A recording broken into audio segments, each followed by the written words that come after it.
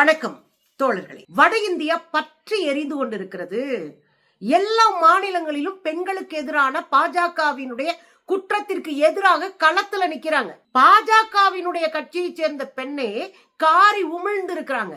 இப்படி ஒரு கட்சியில நான் இருக்கேன்னு எல்லா மாநிலத்தில் இருக்கிற பெண்களும் வீதிக்கு வந்திருக்கிறாங்க. குறிப்பாக பெண்கள் கையில அருவாளோட வர்றாங்க. பாஜக வெளியே வா, உன்னை நான் எப்படி கவனிக்கணும்னு எனக்கு தெரியுவா அப்படின்னு ஒரு போராட்டத்தை நடத்திட்டு இருக்கிறாங்க. பெரிய அளவு வட இந்தியா பதற்றத்தில் இருக்கிறது. என்ன நடந்துட்டுங்க இருக்கு? இந்தியா முழுவதும், குறிப்பாக வட இந்தியா RSS பாஜக சங்கப்பரிவார் கும்பலுக்கு எதிராக களத்துல நின்று அடிச்சு ஆடிட்டு இருக்காங்க. ஒரு பக்கம் ஆரவல்லி மலை, அந்த ஆரவல்லி மலையை காப்பாற்றணுன்றதுக்காக கடுமையா லட்சக்கணக்கில் மக்கள் திரண்டு போராடிட்டு இருக்காங்க. விதவிதமான போராட்டத்தை நடத்திட்டு இருக்காங்க. இன்னொரு பக்கம் குல்தீப் சிங், உங்களுக்கு தெரியும், உத்தரப்பிரதேசத்துல MLA-வா இருந்தவர், பாஜகவினுடைய MLA. 16 வயது குழந்தைய ரேப் பண்ணி அந்த பொண்ணுடைய அப்பாவை கொண்டு, சித்திகளை கொண்டு, சித்தப்பாவை ஜெயிலுக்கு அனுப்பி அவங்க அம்மா ஒத்த ஆளா நின்று அந்த குழந்தைக்காக போராடிட்டு இருந்தாங்க. அவங்கள போட்டு அடிச்சு தூக்கி போனதுல இருந்து இந்த பாலியல் குற்றச்சாட்டுகள் ஃபுல்லா பெருசாயிடுச்சு. இந்த குல்தீப் சிங்கோடைய குற்றத்தை அவருக்கு ஆயுள் தண்டனை கொடுத்தாச்சு. அந்த ஆயுள் தண்டனையை நிறுத்தி வச்சிருக்கு பாஜக அரசு. என்ன கொடுமைங்க! ஒரு கொலைகாரங்க, கூட்டு பாலியல் வல்லுறவு செஞ்ச ஒரு பாலியல் குற்றவாளி, நிரூபிக்கப்பட்ட பாலியல் குற்றவாளி, அவருடைய ஆயுள் தண்டனை நிறுத்தி வச்சிருக்கு பாஜக அரசு. இது என்ன மாதிரி கேடுகட்ட அரசு? அவ மக்கள் கேள்வி கேட்பாங்கல்ல. அதுதான் களத்துல திரண்டிருக்கிறாங்க. உத்தரகண்ட் முதலமைச்சரினுடைய, அந்த உத்தரகண்ட்ல இன்னைக்கு பாஜக முதலமைச்சர், உத்தரகண்ட் பாஜகவினுடைய முதலமைச்சருடைய வீட்டை முற்றுகையிட்டு கடுமையான போராட்டத்தை பெண்கள் செய்யறாங்க. பாருங்க.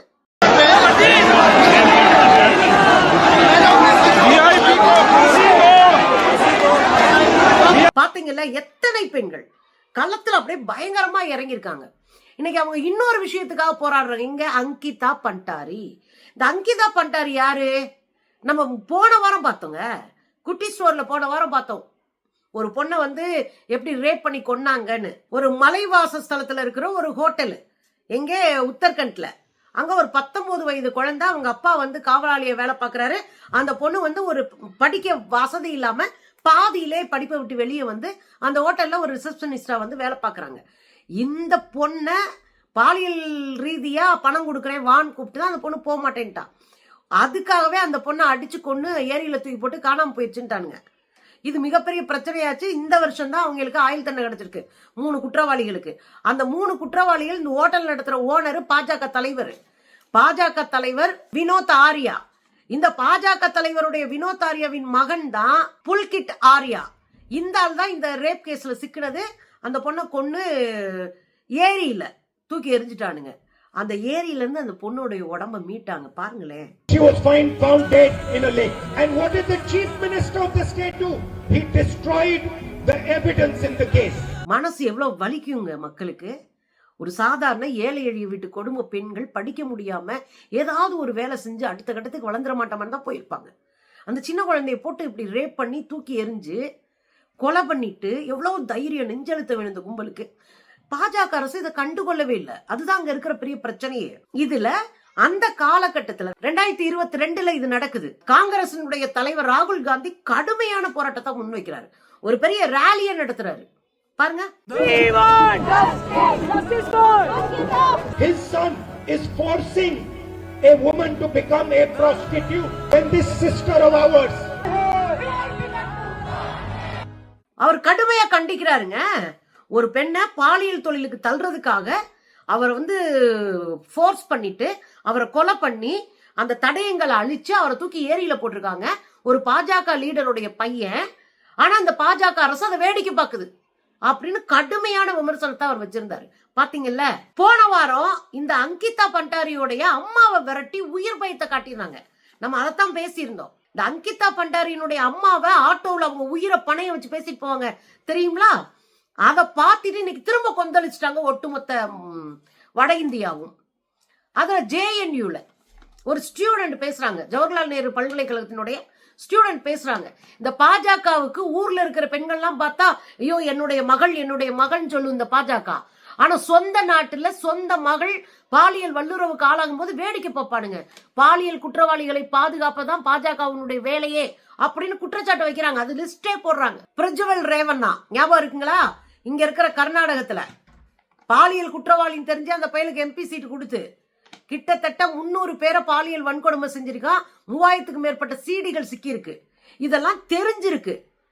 நமக்கு தெரியறதுக்கு 4 மாசத்துக்கு முன்னாடியே மோடிக்கு அமித்ஷாக்கும் தெரியும். அதுக்கு பிறகு இந்த பையனுக்கு சீட்டு ஒதுக்கி இருக்காங்க. அதுக்கு பிறகு இந்த பையன் கையை பிடிச்சு மேடல பேசியிருக்கிறானுங்க. அந்த பாலியல் குற்றவாளி பிரஜ்வல் ரேவண்ணா. ராம் ரஹீம் சாமியார் வேஷத்துல சல்லாபம் பண்ணிட்டு திரிஞ்சு ஜெயிலுக்கு போயிட்டு வந்தாரே, அவரை பாதுகாக்க கொண்டாடிட்டு இருக்கேன் அந்த ராம் ரஹீம். குல்தீப் சிங் உங்களுக்கு தெரியும், பலமுறை இந்த ஆளை பத்தி பேசிருக்கோம். எம்எல்ஏவா இருந்துட்டு குழந்தைய ரேப் பண்ணி அசிங்கப்பட்டு நிக்கிறான். பிரிஜ்பூஷன் மல்யுத்த வீராங்கனை, அவங்கள பாலியலா தொந்தரவு பண்ணி சிக்கி அசிங்கப்பட்டு நின்னானே அந்த ஆளு இன்ன வரைக்கும் தூசி படாம பாதுகாத்துட்டு இருக்கே பாஜக.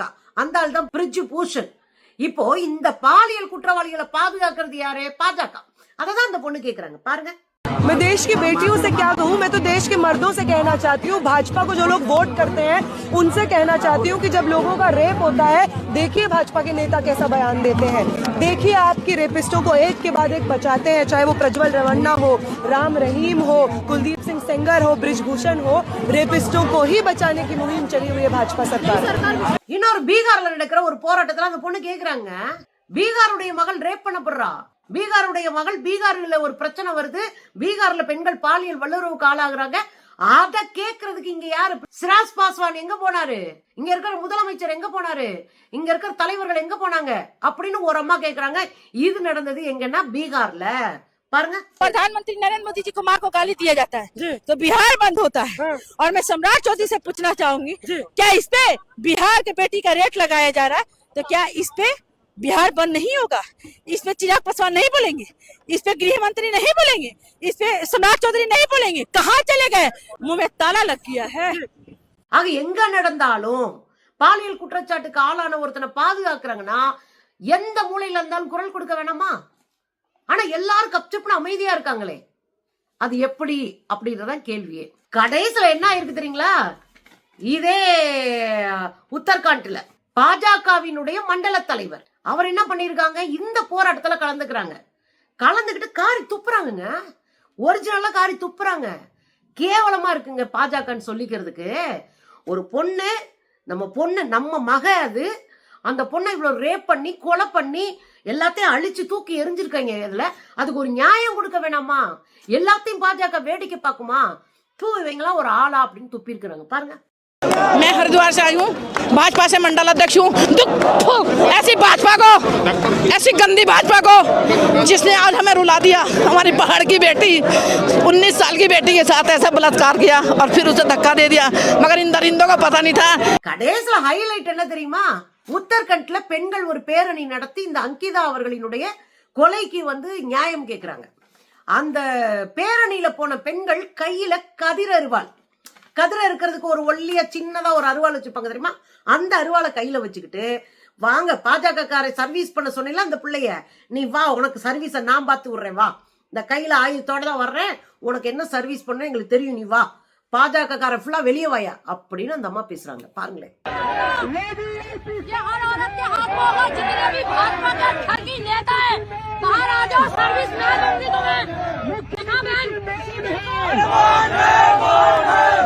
பாத்தீங்கல்ல, பாஜக காரனுக்கு இப்ப புரிஞ்சிருக்கும், இந்தியாவுல எந்த ஏழை எளிய வீட்டு பெண்ணு நினைச்சு கை வச்சாலும் பாலியல் குற்றச்செயலை செஞ்சாலும் ஒட்டுமொத்த இந்தியாவும் வெடிச்சு கிளம்பும், கதற விடுவாங்க. உங்க ஆட்சிக்கே உழவைக்கிற வேலையை இந்த பெண்கள் செய்வாங்க, போராட்ட களத்தில் நின்று உங்களை உலுக்கி எடுப்பாங்கன்றத பாஜக உணர்ந்திருக்கும். அதனுடைய அடையாளம் தான் இந்த போராட்டம் தோழர்களே.